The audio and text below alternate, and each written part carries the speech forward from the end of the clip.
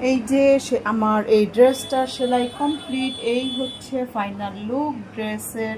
কেমন হয়েছে আমাকে অবশ্যই কমেন্টে জানাবেন। আর এই হচ্ছে ড্রেস।